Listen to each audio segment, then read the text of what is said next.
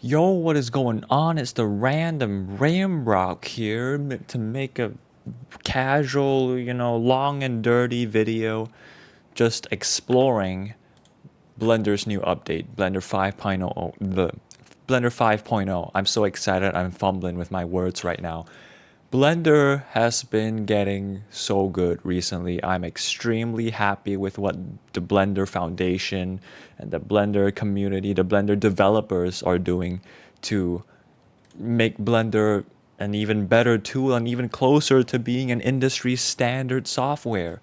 I mean, like, okay, the first thing I'm just gonna want to show you the first thing that I'm really into. Let's just go into render view right now, and currently we're on standard view transforms. These are all my default settings. I've set these to my default settings because sometimes I use Blender for compositing stuff, and I prefer standard view transform for so that it doesn't manipulate my colors. Anyway, let's add a sky texture, all right, to the world so it doesn't look gray right now.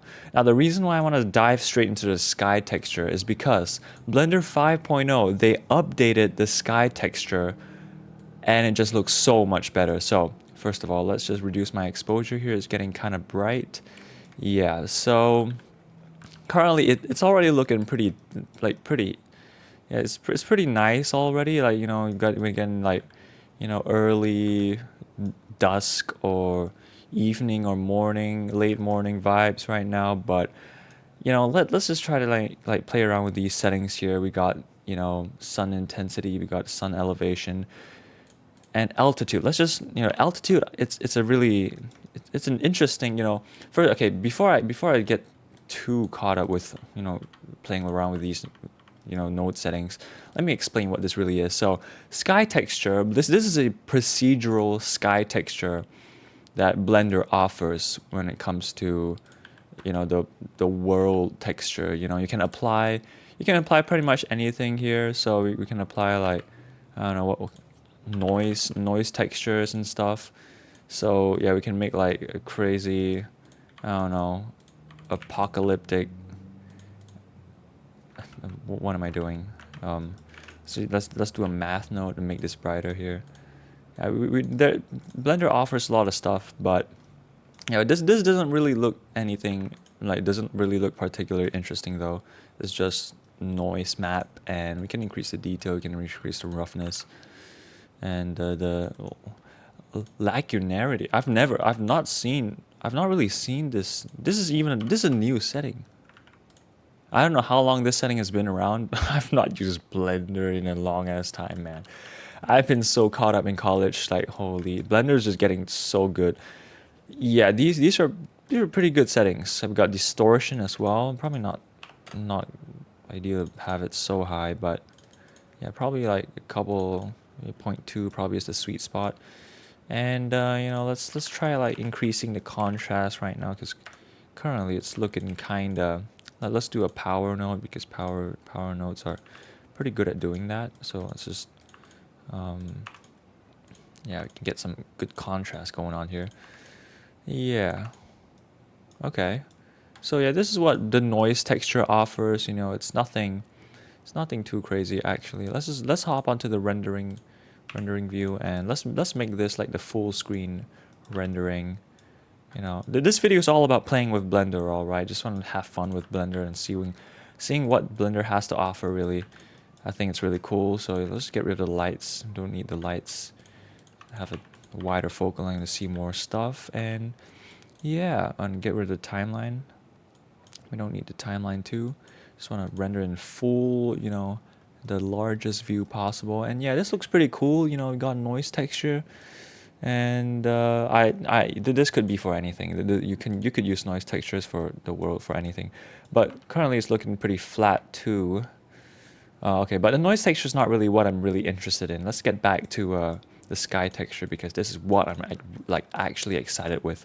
So I might need to do like a side by side comparison, comparing the old sky texture to the new one because Blender 5.0 sky this new sky texture is called like multi scatter. So yeah, multiple scattering, got single scattering. Oh, yeah, I think this is the old one. I'm not gonna lie, wait. Yeah, you guys can see my screen here. Okay, so I got Blender. I have two Blenders here. Let's open, yeah, this Blender 4.4.1. This is the old Blender. Let's see how the old sky texture looks like, shall we? Because I'm pretty sure it looks nothing like the new one. Also, I'm gonna get to these later on, 'cause I have so much to talk about here, but all right. So, old Blender, let's let's go to the world. Let's pop in the sky texture from 4.4, and let's get rid of everything except for the cube because we've got something to look at. Also, obviously use AGX. AGX also, it's a really cool addition in Blender 4.0 that it is released quite a long time now, but it's really like AGX is amazing. I'm gonna show what AGX really does later as well. Like AGX is a massive improvement over Filmic. I think it's so cool. But yeah, this looks like single scatter. It's called Nishida. Yeah, I don't know what Nishida means, but okay. We also have this. I don't know what this is, but it doesn't really look good. Huh. Turbidity. What the hell is that? Not ground albedo. I don't know what this really is. Pre-tham, and what does exposure keep changing? Like, I don't know what Blender is trying to do here. I don't know what these sky textures really were about back then.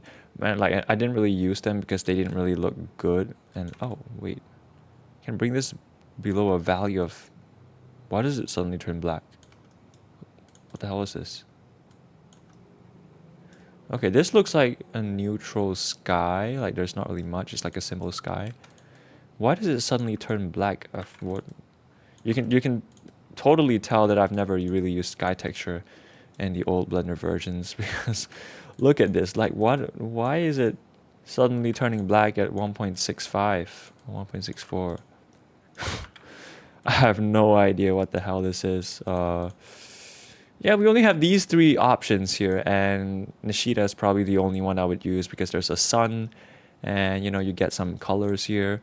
You get to control the sun elevation, so you basically get like you get like a miniature, a 3D, you know, a 3D world lighting, like automatically.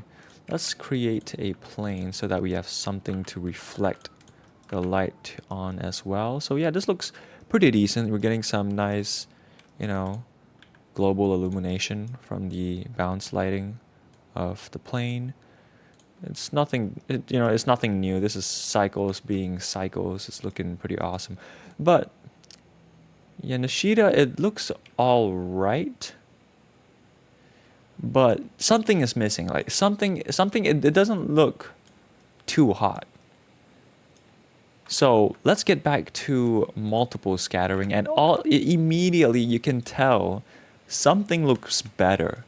Like this, something looks pretty darn good here. Like I'm kind of excited over here, and sun elevation. It like honestly, I don't know what this is. Like why is it so like it's so bloomy? Also, you get to control like the dust and shit. I guess it's because of the dust, but it also doesn't really look like that realistic here. Let's try to match, Nishida with the multiple scattering one. Like, see how close we can get it. Also, altitude. Yeah, I think the altitude slider isn't really... Oop. Doesn't really do anything. It doesn't seem like it does anything anyway. Apart from making the sky darker. Oh, yeah. It kind of gets rid of the orange too, though. Like, that doesn't really make sense why the orange scattering would go away the higher you go up. Yeah, this doesn't look... This doesn't make sense at all. Like, imagine imagine you have, like, those weather balloons, like, weathered balloon footage. You just send the camera all the way to, like, crazy high altitudes, all the way to space. This is not how the Earth's atmosphere would look like up in space. Like you would get to see, the sunset. If there's a sunset coming up here, you should see some orange scattering. Now this is where you would actually, yeah, look at this. Okay, so I mean, orange scattering at 1,000 altitude of 0. First of all, I want to show you 0 altitude, and then 100 is the default, which looks pretty decent. And then the higher up you go, what's really interesting to me is that the new updated sky texture like actually looks pretty photorealistic. I'm not gonna lie, like, because right now we are assuming the ground, there's nothing in the ground because this is a sky texture, right? It's not a ground texture, so the ground's completely black at an altitude of 0. Like, assuming right now we placed a assuming that no sky texture is placed right now, we have like, let's say we have a, actually this is somewhat reminiscent of the that one tutorial video I made about how to render sky and atmospheric, scattering more accurately. Hold on. So like, imagine we have like a cube here, and then we scale it really big, like probably infinitely huge, but below the world origin there is nothing, and then we set this cube to, okay, just so you guys understand what I'm talking about. So it's this video, physically accurate sky rendering technique. So okay. In this video, I go through how to. Let me just show you the part. Yeah, over here, like right now, the sky that you're seeing in this video right now, in this render, was done completely genuinely. Like, I didn't do it with a sky texture or like Blender's native sky texture procedural node. Like, you see this amazing, this beautiful orange gradient. It was done through this, like a cube, and then the cube settings, I do it like, let's go to the shader editor. I remove this, and I do it using a volume scatter node, and yeah, density has to be much lower, of course, and I just make it huge, and the scattering, of course, has to be darker, and anisotropy and stuff. Yeah, so this is how I did that rendering. And then I added some like color to the volume so that it scatters something, and then I did something with the light paths so that it scatters like physically accurately.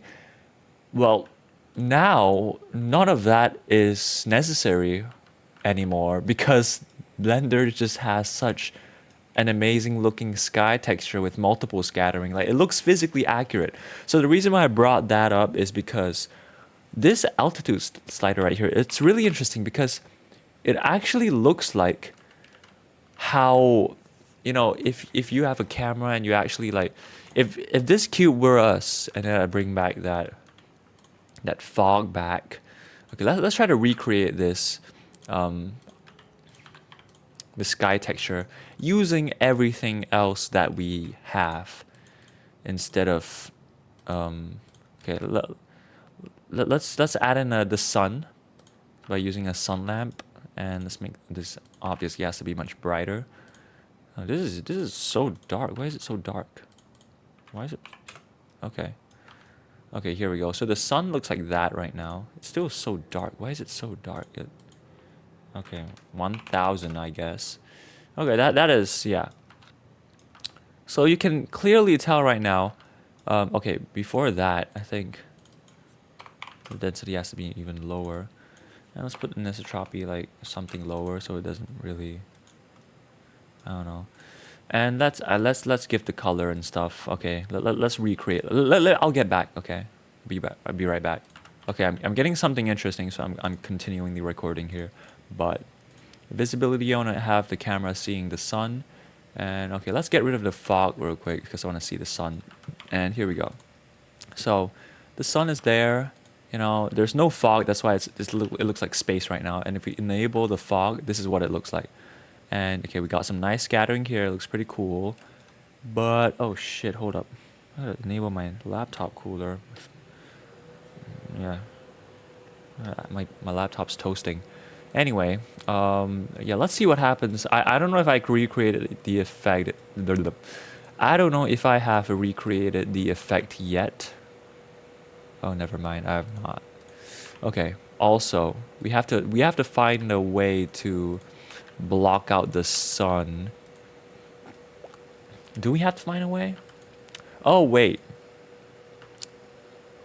I think I did something wrong. This cube should be thinner up top, of course. Yeah. Otherwise, we're not gonna really get that. Okay, this is we probably need our camera back. Okay, yeah, the camera is gonna serve us much better. Let's do a a wide angle 18 mil, pretty decent. All right. Okay, so let's enable the let's cut off, put the cutoff point. And okay, so the fog here. Well, I'm not gonna lie. We were kind of going like extremely off tangent right now because we're supposed to explore the sky texture, but we're instead currently recreating the sky texture, which is kind of stupid. And also, I don't know what I did. Rayleigh. Wait, there's Rayleigh now. Whoa, hold the phone. Whoa. Okay, uh, holy shit. I did not expect this. Wait a minute. Wait, oh my goodness. Wait, hold up a minute here. Okay, this is a new addition.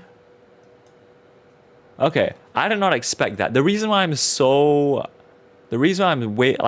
surprised right now. Rayleigh is the term that we use. Rayleigh scattering is the type of scattering that happens in the atmosphere, which is the reason why the sky is blue and why evening light looks orange. This is physics stuff. But Rayleigh is the term for that. So I'm really curious. I'm wondering right now, is this gonna produce the sunset thing? Because holy shit. Because this is the exact thing. Okay, it's kind of bright right now. I don't know why the exposure is not consistent, but damn. Hold up a second. Okay, we gotta increase our end range here. Same goes for our camera, because our cube's getting huge. Let's make this all the way to maximum, like freaking absolutely huge, like 10,000 or 100,000. Just make it so big that it doesn't really matter anymore. Like you can't see the edge. That's the point. And we don't want the density to be so high till it's giving us the orange colors. I'm going completely off script right now. Like I did not expect to be experimenting with volumetric fog in today's recording, because I was only really excited to see the sky texture. That was the main point of this video, but holy. Okay, it's kind of green right now, so we gotta shift the hue a bit.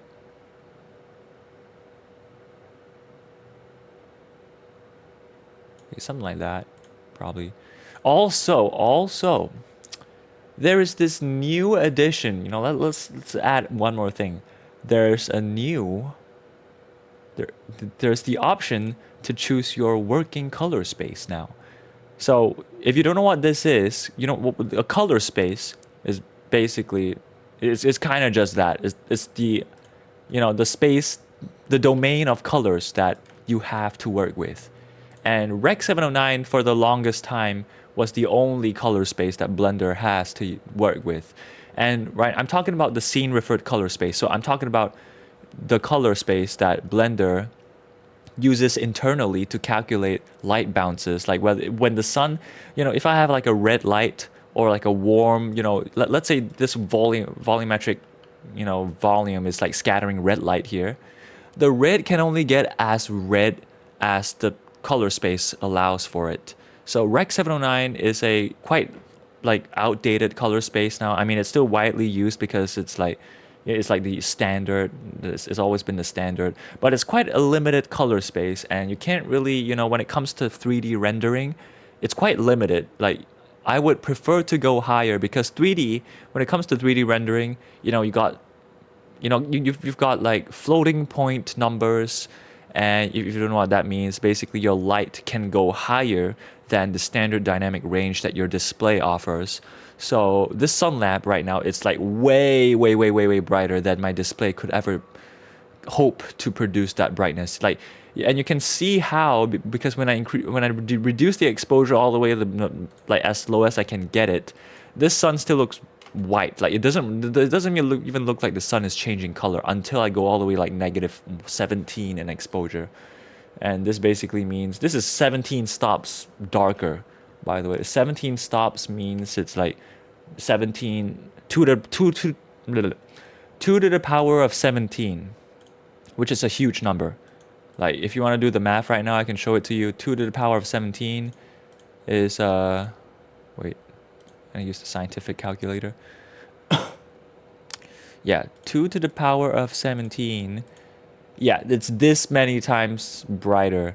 Or is it 17 to the power of 2? Honestly, I'm not a technical expert, but I only know a bit of my technicals, but yeah, this is anyway, the reason why the sun doesn't appear to change color when I reduce the exposure is because the screen my screen is SDR, is standard dynamic range. Anyway, the reason why, yeah, that I'm going so off script right now. There's so much to explain, but yeah, ACES CG is what I'm talking about right now. So ACES CG is the widest color space that Blender 5.0 has available right now, and basically it expands the domain of colors that Blender in your Blender scene can work with now.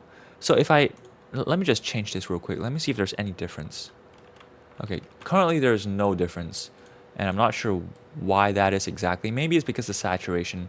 Yeah, it usually works because oh, this looks so much cooler now. Okay. So let's see the difference here. Let's bring the saturation to 9.95. Okay, this actually looks pretty good now. So it looks like a nice, blue sky, and it's kind of sad that we don't have the anisotropy attribute now. Like, why is this the only thing that? Yeah, what the anisotropy value was pretty good. Like it's a pretty good.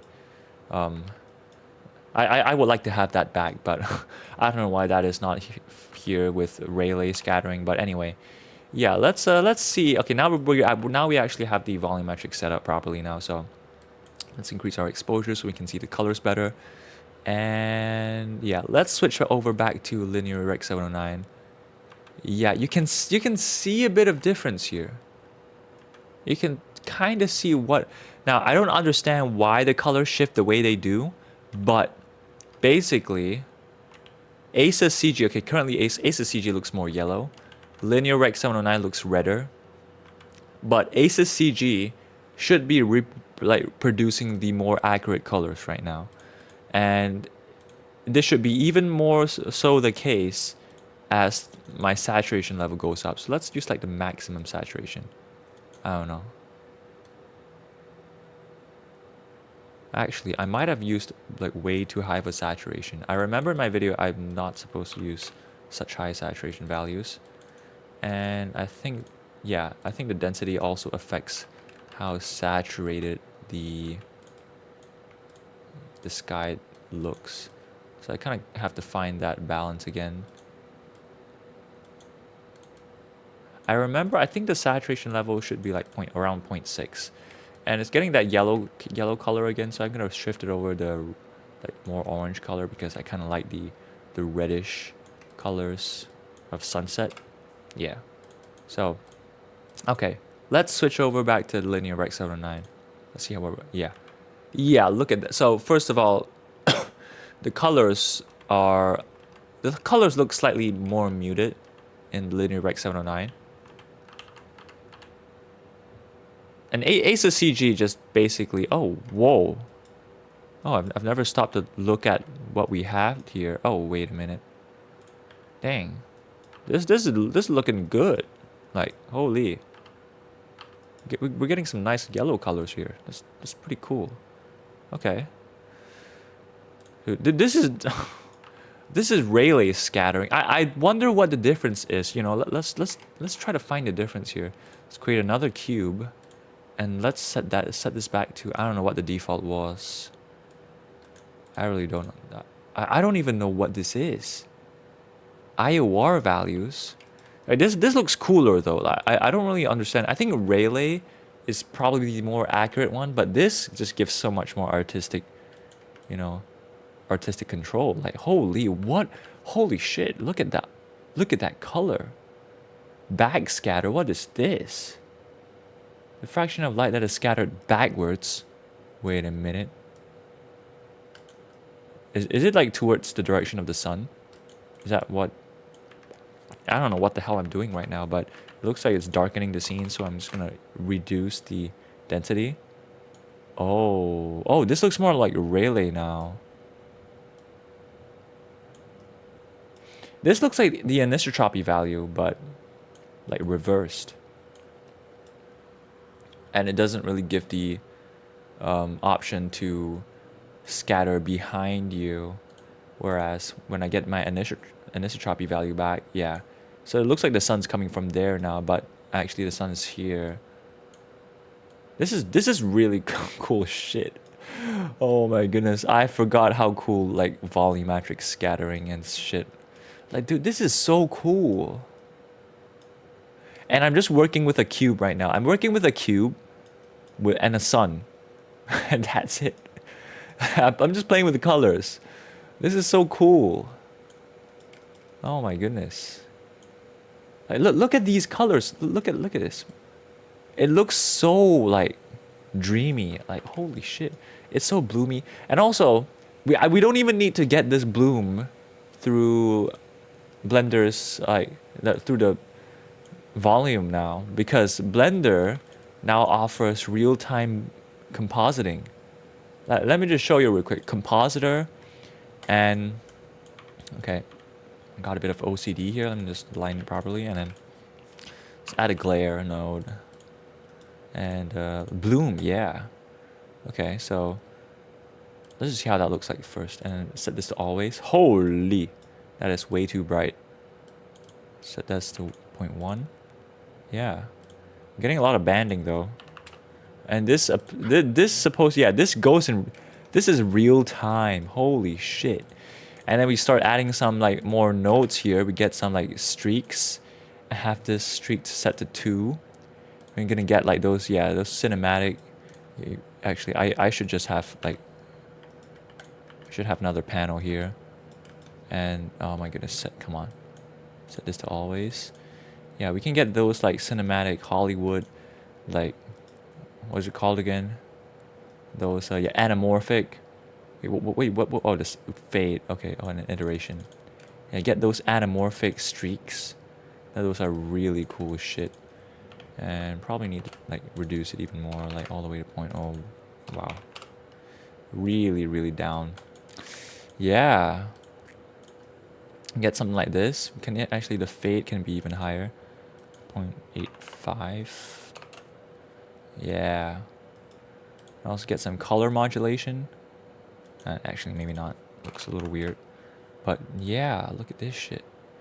And then we enable our cube back, and then like I think the density is messing with our yeah, holy, oh yeah, that is the good stuff. Holy shit, holy, that is the good stuff. Okay, let's bring the strength back. Oh yeah, okay, let's add another node. Dude, I'm in a flow state right now. You guys have no idea how much fun I'm having. Let's set these quality to high. Let's go. Now I'm saying. Okay, and set the fade back higher. Yes, sir. What if I just make, oh, actually never mind. Medium. I don't know why medium gives you the potential to stretch even like further. I don't really understand how that works, but something like, yeah, this looks, yeah, all like stretch it as like as long as the screen's like length. And oh, we get to adjust here. Oh, never mind. Wait, what is this? What is smoothness? They added so much stuff. Like, first of all, bloom wasn't a thing back in Blender 3.0 or 4.0, and smoothness wasn't a thing back when I was working on Best of Dreams. Strength wasn't even a thing. Like, all these are new settings here. It's so this is a freaking 3D toy. It's like I get a toy box and I get like There's so much shit to work with, man. It's just amazing. Like look at these streaks, man. Okay, I don't know. Yeah, let's make this a sun. Like sun, you know, those sun stars. Yeah, holy shit, dude. Oh my. Okay, let's get the bloom back higher. Now I'm saying. Now I'm saying. Yes, sir. Oh yeah. Oh yeah. We're cooking now. Oh yeah. Okay. So yeah, this is looking pretty hot right now. So okay. Yeah, let's snap back to reality real quick. Okay, let's not get too carried away here. Blender is just amazing. Oh, what if we set the bounces all the way to max? Like, it doesn't really change anything. So 50 should be good. And holy, we don't even need the anisotropy values anymore. Like other than the fact that we get like brighter scattering towards. But this looks more like Anyway, let's snap back to reality, like I said, and compare this to. Let's create a new scene. And yeah, okay. We kind of got too carried away here. Let's add my cube back. And oh my goodness. Wait, why is it EV? Brother, cycles, please. Oh my, I have to reset all these shit. Come on, stop it. Ah, no, my volume bounces. Reduce all this shit, man. Okay, oh, ACES CG is set to default now. Wait, is that actually the case? I actually don't know, because a new scene normally uses the default values. Oh, that is interesting. I'm learning so much right now. I'm just playing around with Blender. Anyway, let's add our sky texture back. The reason why I added a new scene, oops, this doesn't work like the same old Blender anymore. The reason why I added a new scene is that so that we can compare it easily without like I can hop back and forth between different scenes and just compare how this really looks like. So this is the sunset that we get from, and this is our volumetric scattering. So look at how similar that looks. Like, look at that. This is the physically, like we created this physically, like genuinely. This is volume scattering. There is no trickery. There is no procedural shit. It's all done through rendering. And then this. Actually, let's also copy the compositing setup that we have here so that it looks more similar. Let's go back to our scene 1 and let's paste all this shit back. Oh, you're blocking. Okay, so connect this here and connect this here, and there we go. Why doesn't it look the same? It's kind of weird. My sun stars. What happened to my sun stars? Give my sun stars back, please. Thank you. Alright, my bloom is also lower. Why is that? That's weird. Adjust. Yeah, why is my bloom lower? It's kind of weird. Oh, high quality? Alright, I'll take it. High quality. Okay, nice. Oh, shit, damn. How does that look like without it? Oh, wow. Wow. Okay, that might be too much bloom, actually. Never mind. Bring the strength back down. Oh yeah, I forgot actually. It looks different because this is Eevee. Oh, no wonder. Why is it CPU? Why is it on CPU? Is this on CPU? Bro, Blender default settings sucks, man. I don't know why that is, but yeah, I think okay. This looks okay now. So yeah, this looks pretty darn amazing, man. I compare it back to this. Now we're missing a bit of that orange. I like that orange, but that was manually created through the, through the volume scatter thing, because we get to control our hue. Yeah, we get to make it redder if you want, or more yellow. I like this, but we also get the option now. Blender, now I can finally talk about the view transforms, which is another thing that I'm really happy and excited about. That, like, I really love this. So Blender, there's really 4 view transforms that I'm really interested in. One is Filmic, AGX, ACES 2.0, and ACES 1.3. Now Filmic is outdated now. Filmic isn't really gonna look great anymore, especially now that we are working with ACES CG, which is a much wider color gamut and or working color space. So the reason why I think Filmic doesn't really work now, especially like when I start tweaking with the curves, yeah, this looks atrocious. Like look at my colors are absolutely like look at this gradient here. AGX has none of these issues. AGX is just consistent. It doesn't produce ugly gradients, but Filmic does that, and that's why AGX has been created. AGX is the successor of Filmic, basically, from what I know, from what I learned, and it just looks way better. Like, long story short, I'm gonna direct you guys to this guy's video, Blender ACES. Yeah, so Christopher 3D, this guy made really like these two videos are really good explanations of what Blender 5.0 and the wide color gamut support. He talks about view transforms, which are these things, and talks about color space, which is these things. And he also talks about like what ACES was for and why Blender added them. It's a really good watch. You should watch it if you want to like understand what I'm actually working with much better. And also I gotta quick hold on. Okay, someone's ringing my doorbell. I could barely hear it and I had to pick up the door. But anyway, coming back, where did I left off? Yeah, we're talking about watch these guys like this video and this video, both. Like watch this one first and watch this one first, just because it came out in order and he talks about. Anyway, the context is in order. Anyway, yeah. So okay, yeah, I'm talking about Filmic. Yeah. So the reason why AGX though, AGX is great. Like AGX is extremely consistent.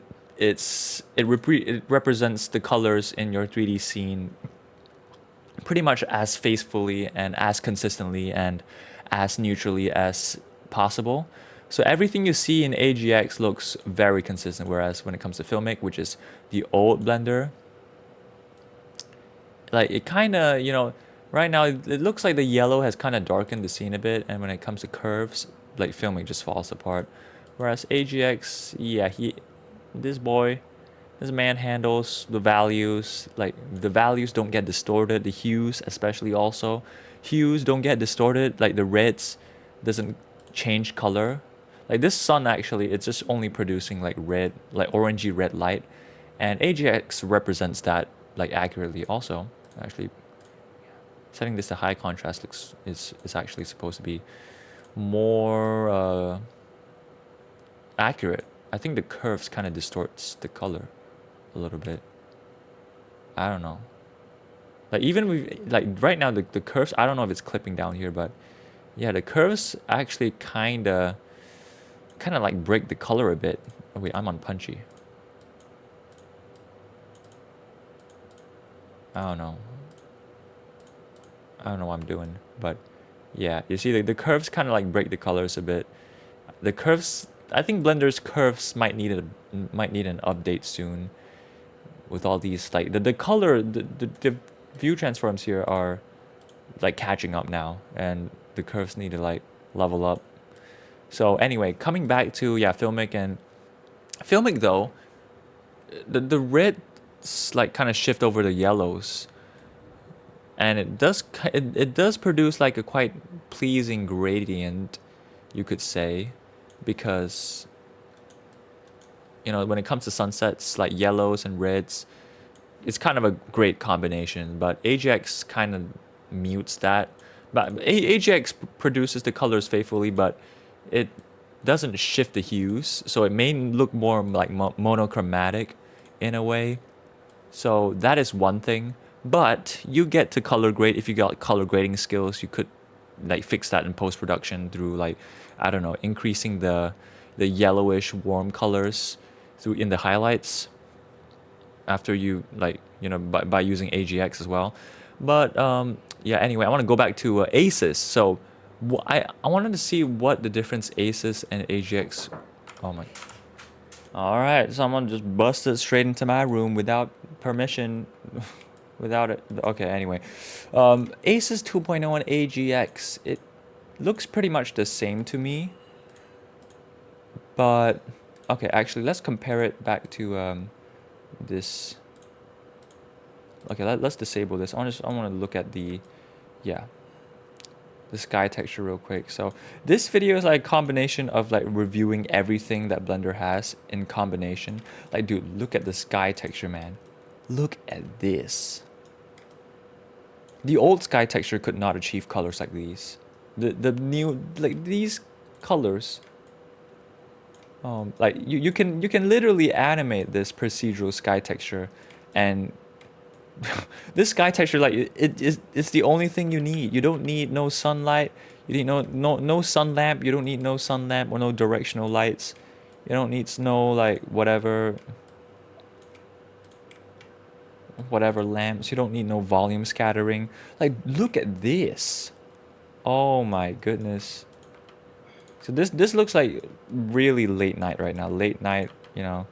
And then I don't know, we can add some warm lights. Let's just add another cube and make this like the emission light source. I don't know. Emission shaders are pretty cool too. Let's make a nice warm yellow color and quite bright too. Like, I don't know, something like this, and add a plane. Make the plane big. Yeah, it's like something like this. Like, it looks like a street lamp right now. Actually, let's not use it. Let's use the sphere, because cubes kind of like, I don't know, kind of get something weird from a cube. Yeah. And yeah, this looks pretty cool. So it looks like a late night. I don't know.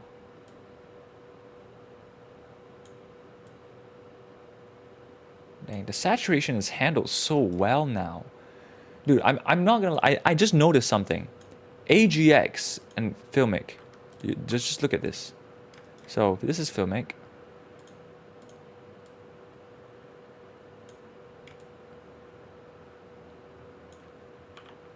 And let's make it brighter.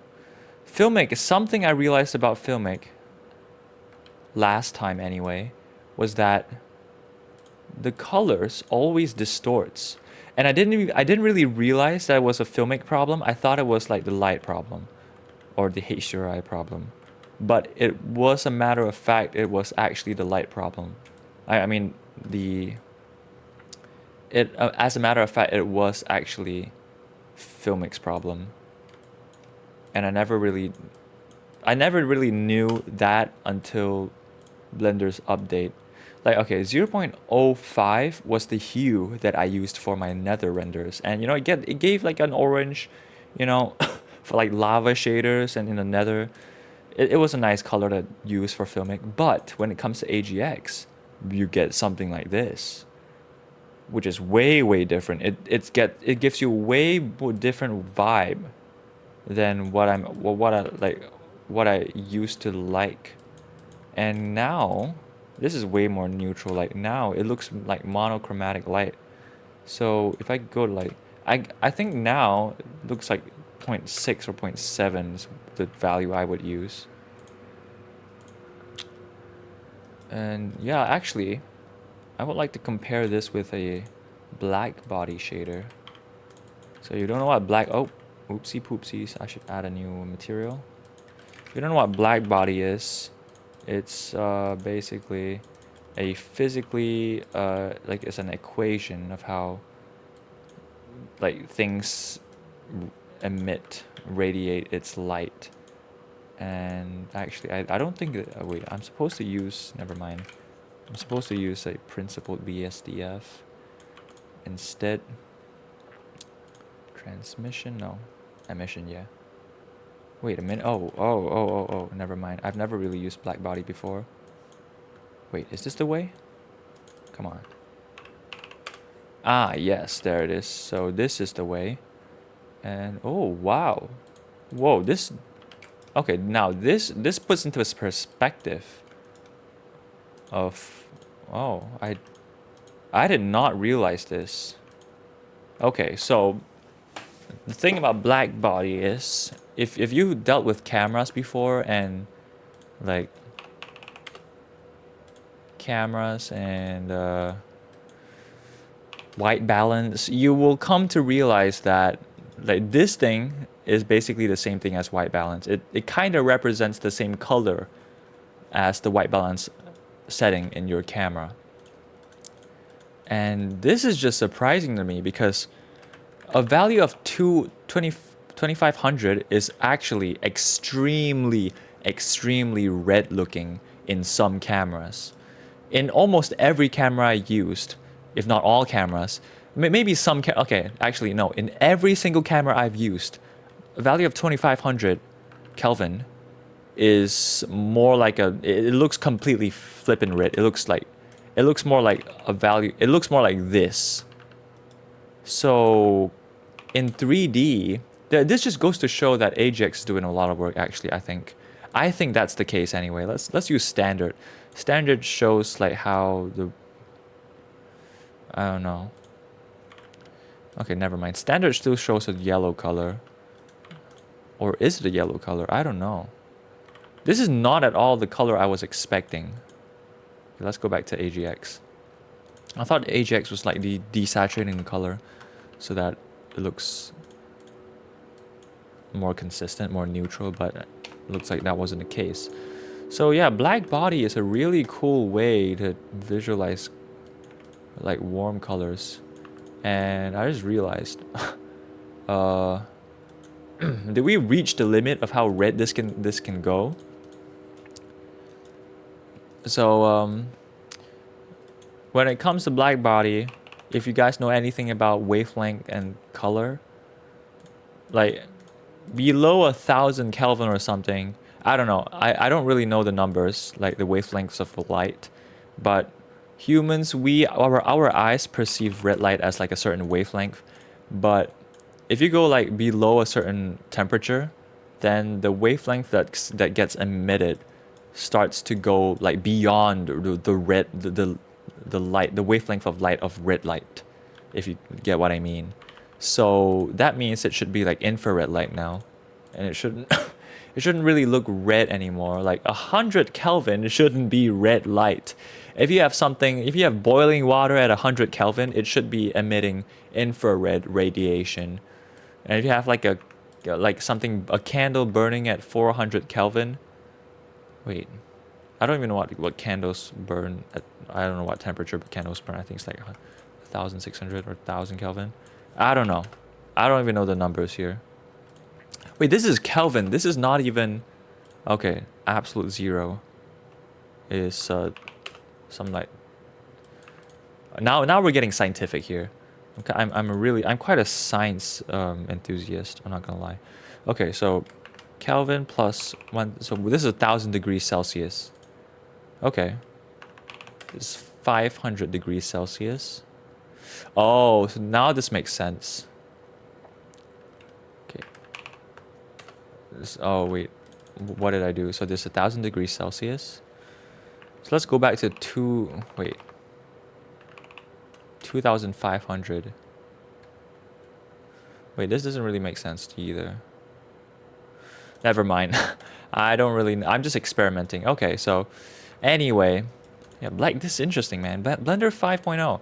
There's so much to explore. So the thing I'm really interested in when it comes to 3D, one is animation, right? Animation is cool. You know, you get to see, it's very expressive. I love how emotionally expressive and how cool you can get story time, like tell stories through animation.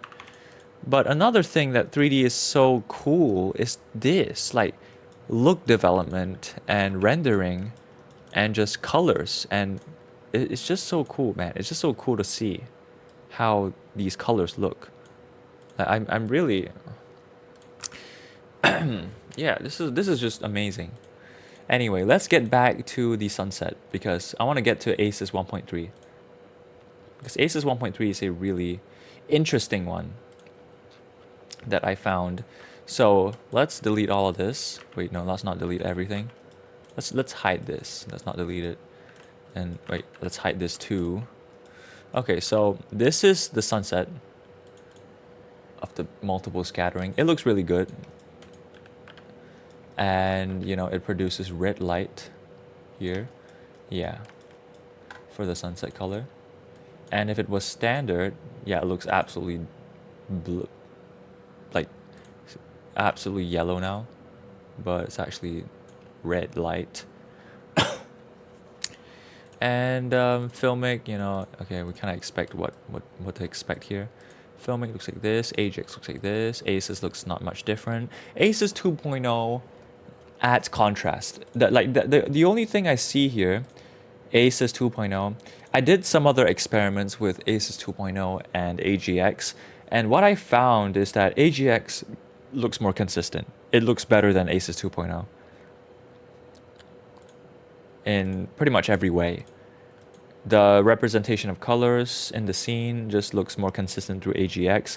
Like if you get like really bright neon blue or purple lights, AGX just does it better. Like no questions asked. It's just hands down AGX is better. And ACES 2.0 is, it still does a good job. It does a better job than Filmic actually. But it still doesn't beat AGX for the ACES 2.0 view transform. Now, don't get me wrong, ACES is not just a view transform, it's an entire ecosystem that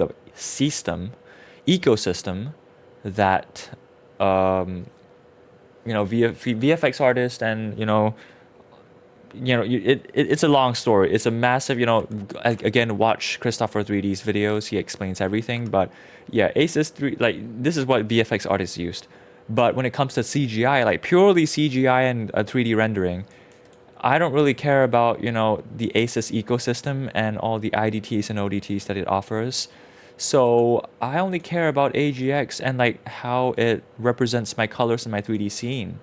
So yeah, I'm not comparing apples to apples right now, but I'm just comparing it through the concerns that I have personally, my personal use case.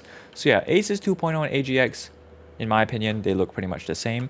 Actually, let's get into this example, which is a render I did that has even more, like I exaggerated the colors here. Here I was doing look development on some VDB clouds using also, again, the multiple scattering Blender 5.0 updated sky texture that is way better looking than the Nishida sky texture from the older Blender versions, which I'm really, you can see why I'm so excited. Like you can see that I'm actually really passionate and like really happy about this sky texture. It just looks so good. But anyway, let's use the ACES. I did two renders actually.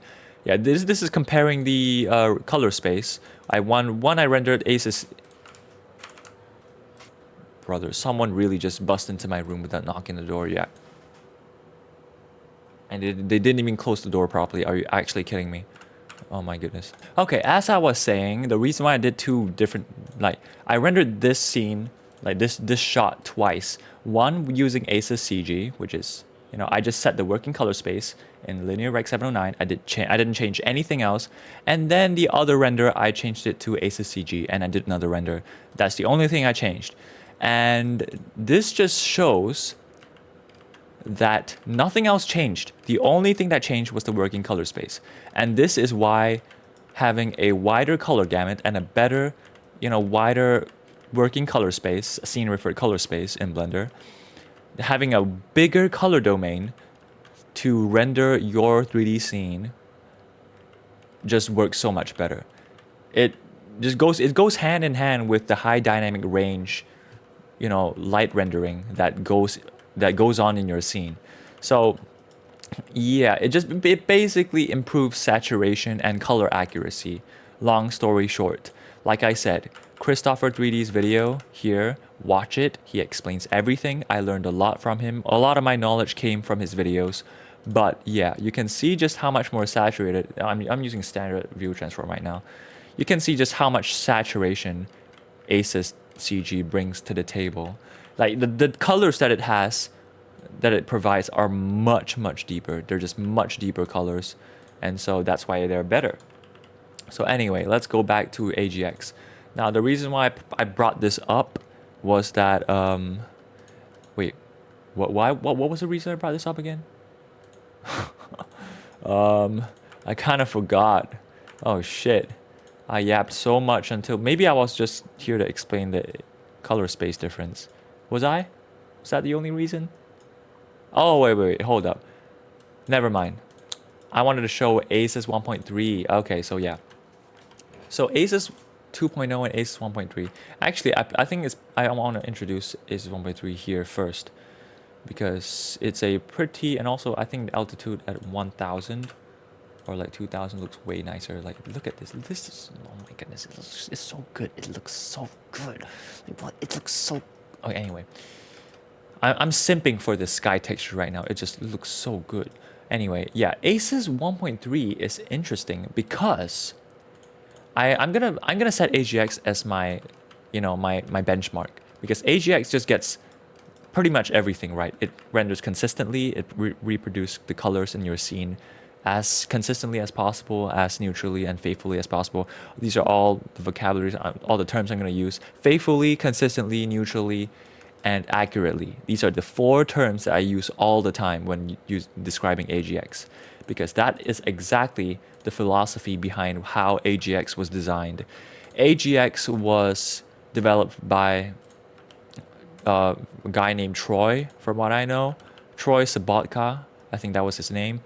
And yeah, he made it to make it the exact reason why, the reasons I stated, to be as consistently, like it's deliberately designed to be as consistent as possible. However, ACES 1.3, now I don't know much about ACES 1.3, but what I can see is that the hue shifts. So this is red, it's red light. There's no yellow in this light. I can prove it by reducing the exposure. You can see there's no yellow. No yellow whatsoever. But in ACES 1.3, it's yellow. But it's only yellow because it's bright. When I reduce the exposure, it looks orange again. So this is interesting because now ACES 1.3, it looks like Filmic actually, because Filmic shifts the hue from red to yellow too when the red gets too bright. But however, Filmic doesn't really do it all that well, because Filmic is kind of outdated now. Filmic was developed a heck of a long time ago, back and during like Blender. I don't even know Blender what version. Filmic was already around when on the very first day I started using Blender, and it was probably made for like Linear Rec 709, because I think, yeah, you see, when I change it to Linear Rec 709, Filmic just looks way better. Filmic looks like it kind of keeps the saturation. It looks saturated. It looks nice. The saturation looks nice, and it doesn't really. Yeah, it still looks kind of ugly here. You can see that the yellow's like oversaturated here, but for the most part, Filmic just looks way better. Like, but when I switch it over to ACES CG, wait, yeah, the saturation kind of just oversaturates. It seems like. So, yeah, Filmic doesn't really handles it. Filmic, I think at this point, Filmic is kind of dead. I don't think I'm ever going to touch Filmic ever again, because AGX is just the champ. But AGX reminds me of Filmic because it does the hue shift from red to yellow just like Filmic does, but it doesn't really have the problem of oversaturating. Like, look at this. This is great. This looks great. Like, comparing, I'm going to compare ACES 1.3 to Filmic. Here, Filmic, this is Filmic. Because the reason why I'm comparing these two, it's not apples to apples, like I said, but the characteristic that they produce is very similar. It has the hue shift. It has the yellowing effect. So, yeah, this is what's really interesting to me, because ACES 1.3 is the Filmic version, in my opinion. It's like the updated version of the Filmic feeling. It's like a better version of the Filmic feeling, because it does the hue shift, but in a natural way. It doesn't really, like, it rolls off. The highlight roll off looks fantastic. And this is all the more apparent in this render here. That's the reason why I want to show this render, is because this render, I made the intensity of the sunlight way, way, way higher, first of all, because I wanted to catch like the glowing effects of these clouds here. Okay, let's just get some higher contrast here, make it look nicer. Yeah, these clouds here, the wispy clouds and like more scattered clouds, I thought it looks really good under like really bright, intense sunlight. So This sun is actually way brighter than it's supposed to be, and it's also like at the cusp of disappearing because at a certain point, you know, in the shader node, you lose that red. Yeah, you lose that red color quite quickly when the sun like sets below the horizon. So the sun was pretty much like at the edge of the horizon, and what I did was that I increased the intensity to like the max, and then I like keep reducing the elevation so that I get like the reddest, orangest, most like deep colors I could possibly get. So this was kind of like what I have set up. So you can see extremely orange light here. And yeah, this is what extremely red light. It's not even orange, it's red. It's just completely red now. Yeah, it's just completely red. So yeah, this is what I have here. But like keyword is red. There's no yellow, there's no orange. It's just like it's just red, just completely red, which is why AGX shows it as red as well.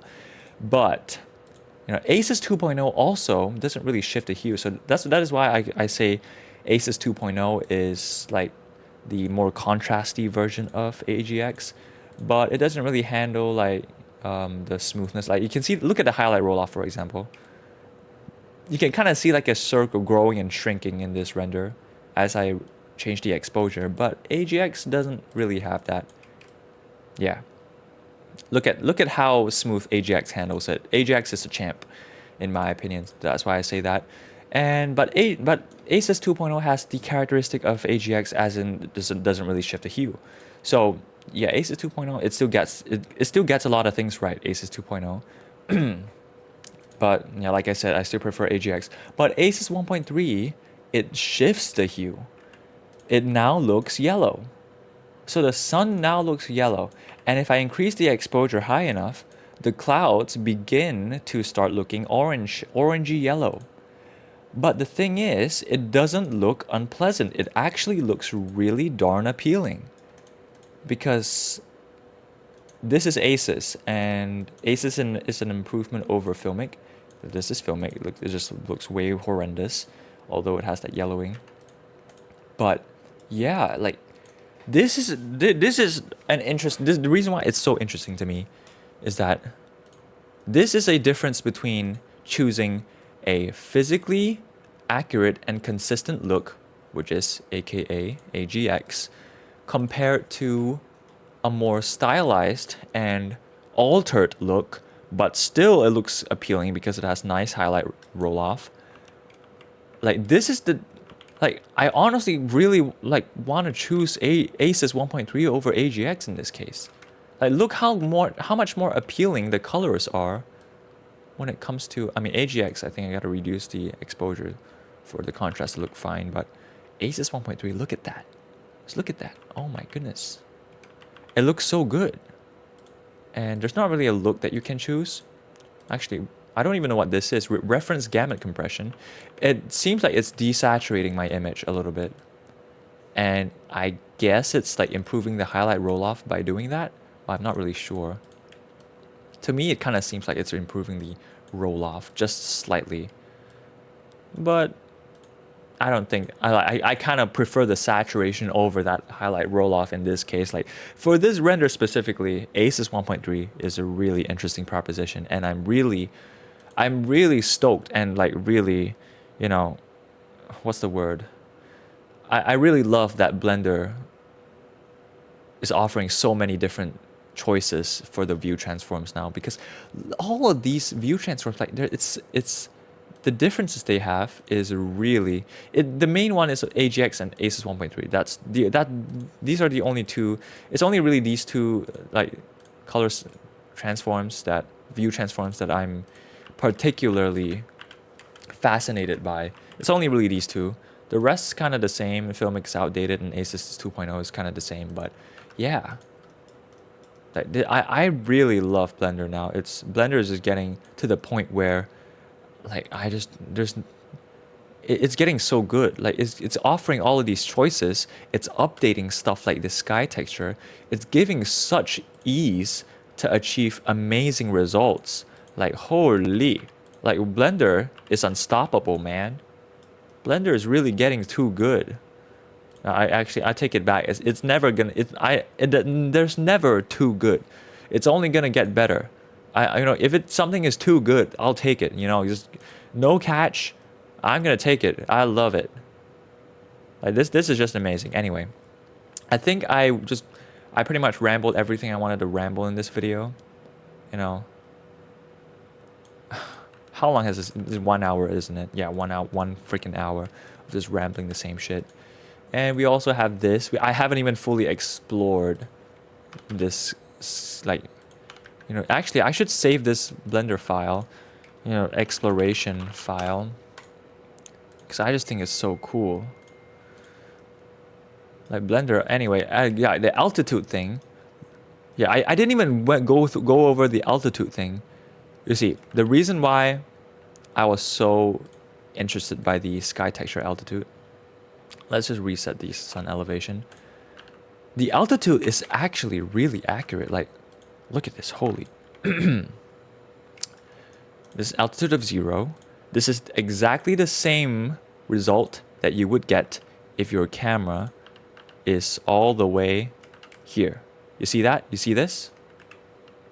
Look at this. Yeah. This is how the multiple sky texture is showing. It literally looks exactly the same. It is the physical volumetric look. It's physically accurate. Now the only thing is it's just there is bloom, but you get to control it with this slider here, and it doesn't really change anything. So if we change that, there is literally no difference. Actually, I prefer the bloom. Okay, I prefer the. So let's just add the bloom through like anisotropy, because that is what anisotropy does. And I think it's 0.7 or something. Yeah. Now we get the same thing. We get the same exact thing. Oh my god. Like, oh my god, bro. Like, holy, it looks exactly the same. Okay, wait, hold up. This sun elevation is not exactly the same. But if we match that, if we try to match that, yeah. In fact, I would even go as far as to say that I prefer the procedural node version, because the procedural node, the blooming actually has a bit of yellowing here. But in my volumetric, supposedly the real version, the better version, quote unquote better, it's not even better in this case. Like the procedural sky texture looks even better. But anyway, that's not the point. That's not the reason why I want to bring this up. The reason why I'm bringing this up is because of this altitude slider. Look at this, 100, an altitude of 100 here. I mean, the scale isn't necessarily correct, but it basically produces this result.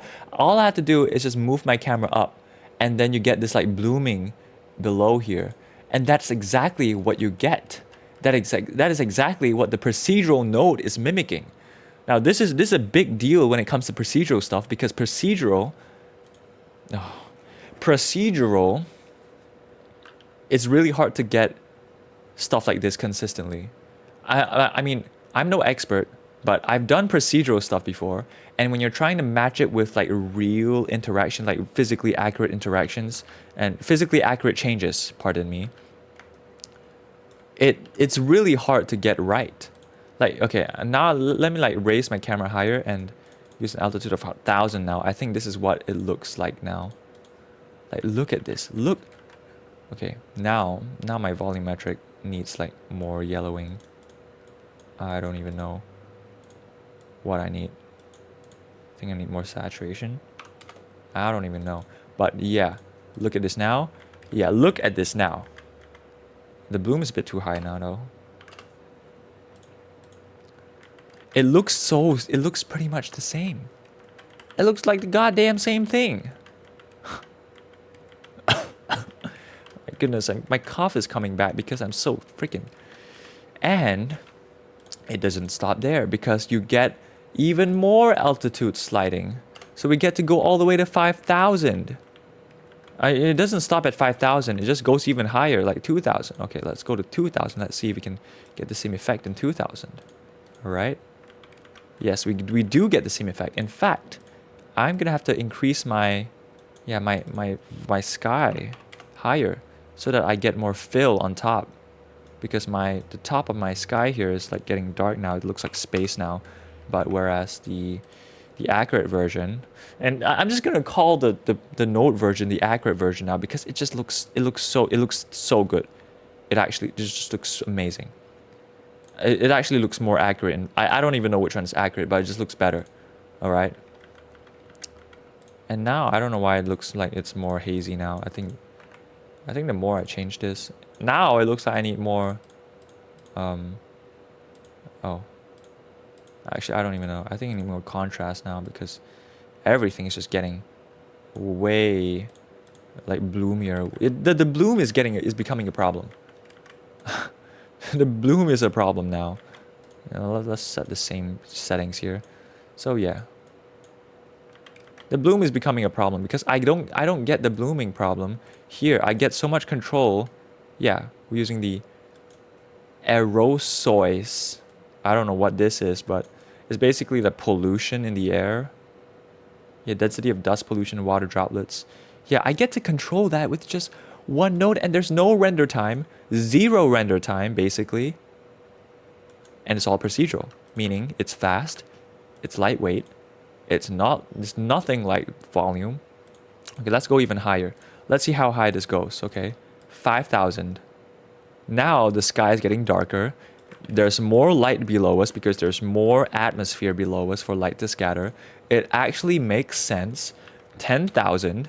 Now most of the light's below our feet. Above looks like space now. It looks like we're actually getting higher. 20,000. Now that's barely any air above us. Most of the air is below us now, so it looks like the Earth. It actually looks like the Earth now. It looks like the weather, you know those weather balloon videos? It looks like that. 50,000 meters high. It looks we're in space now. We're just straight up in space. And I want to emphasize this. As the sun goes below the horizon, we still get the scattering. Granted, does it still look just as good? Oh, it still looks just as good. Holy. Wait, okay. Let's not go too high just yet. Whoa. The sun hides below. Whoa. I just discovered this. I've been playing around with these settings for such a long time, and I just discovered this. The sun can hide below the horizon. Like, the horizon's a real thing. I mean, it is a real thing. It's supposed to be a real thing. And this is procedural, by the way. It's simulating everything flawlessly. Well, as far as I can tell, it looks like it's flawless. It's like the sun doesn't move. This is literally how it would look like if you teleport it a couple tens of kilometers higher. Like the horizon lifts up. I mean, goes down. Like you get more room to see what's happening. This is so cool. This is way cooler than I thought. I did not expect this. Holy shit. This is so cool. Why is this so cool? This is literally the Earth below us right now. It looks like, oh my goodness, this looks so cool. It looks so cool. It looks so cool, brother. Oh my goodness. Why is this so cool? Now, unfortunately, an altitude of 100,000 is the highest that we can go, as if that's not high enough. But I was really, when I first discovered this note, I was like, how high could it go? Can I actually just go as high as, like, all the way till I can see the Earth, like, as a circle? I thought that was going to be the case, but unfortunately, oh my goodness, I have some phlegm. I guess I'm stuck. I'm speaking for so long that my nose is getting clogged up. But yeah, unfortunately, you know, and it's already an extremely cool note, but unfortunately, this is where our journey ends. We don't get to go higher than this. Like we even get the curvature of the Earth. We get the curvature of the planet. Like it doesn't get cooler than that. Like they actually took into consideration the curvature. Okay, this video is getting heinously long. Okay, everyone's coming in my room. I gotta end this video soon because it's been 1 hour and 14 minutes. Oh my goodness. I literally, I need to make an outro right now. Otherwise, people's just gonna keep busting my room. Okay, so this has been an incredibly long video, and I hope, judging, just looking at the duration that I've been recording this video nonstop and yapping, just, I hope that puts into perspective just how passionate and how insanely happy and just, you know, how much I love Blender. This is insane. I actually can't believe I've been speaking for 1 hour. This is actually insane. But yeah, this, you know, I can't wait to continue using Blender after graduating. Honestly, this video might just be a like a milestone, or you know, something to mark. Like, I don't know. It can be a staple or like a time capsule, I guess, in a way. Just to show, because I have really massive plans for the future after graduating from college. And I guess because this video has been so long, I think it's okay to insert this into this video, because you know, I don't expect anyone to watch all the way to the end of this video. It'll actually be insane. But yeah, and I also don't really want people to know about my plans. You know, it's usually better to be low key, and then you suddenly just release everything you've been working on for years, and just like freaking bomb, like nuke the community with all of the masterpieces that you made. That is kind of what I want to go for my future projects. So I'm actually supposed to do my college assignments, but I've been freaking yapping the hell out of my ass here. It's almost the end of the day, and I got class tomorrow. Oh my goodness. But yeah, anyway, I just want to say that you know, to the Blender community, I mean, to the Blender Foundation, the Blender developers, whoever it is, thank you for this. It is actually, Blender is such an amazing tool, and you know, just quality like this, having quality, like being able to achieve such quality in such a free software, and just constantly getting better and better and better. It's just nuts to me. Like, oh my goodness. And I'm not gonna lie, I kind of feel guilty sometimes because I'm not a Blender donator. You know, I probably should change that. I just don't know when. I'm not making any money right now, so it probably doesn't justify. But you know, maybe I'm just greedy. Okay, maybe I'm just like, you know, I want to keep all my money. That's why. But you know, I should probably I'd like donate some like $1, at least something, $10, $100, because yeah, Blender is just such an amazing tool. I mean, don't get me wrong, I've definitely made money from my past Minecraft animations, and I should probably donate some of that to Blender. But yeah, I think I'm probably gonna do that soon, because this is just, Blender is just so good. It's so good. I can't wait to see what Blender is gonna become in the future, man. Like Tom, I forgot his name. Tom or Ton? Who made Blender? Ton or Tom? Oh, Ton Roosendahl. Yeah, this man. Whoa, what, that thumbnail is crazy. Mine is 5,000. Is that an investment? Was that his initial investment into this software? I have no idea, but Ton Roosendahl, I don't know what he went through, but that guy, because of him, because of this guy, this is possible. So, I'm not like, yeah, massive thank you to Ton Roosendahl. Roosendahl. Yeah, Roosendahl. I'm sorry about that, but Blender is amazing. Blender is amazing. I will be forever appreciative of what whoever who's part of the Blender Foundation. Like, thank you from the bottom of my heart. It's really been a pleasure using your software for the better part of coming to like 5 years now. 5 years, I think, or 6 years. and it's gonna be many, many more years in the future. So, yeah, I think I'm just gonna end it here. I don't even know what much to say anymore. I'm just continuing yapping. I gotta do my shit now. I actually have so much to do. I keep procrastinating on shit because of Blender, because Blender is just so good to use, man. I'm using Blender than doing what I'm supposed to do, than doing my assignments and doing my chores and doing my, what I need to do in life. Okay, stop yapping. Thanks for watching. I'm gonna end it here. See you guys next time.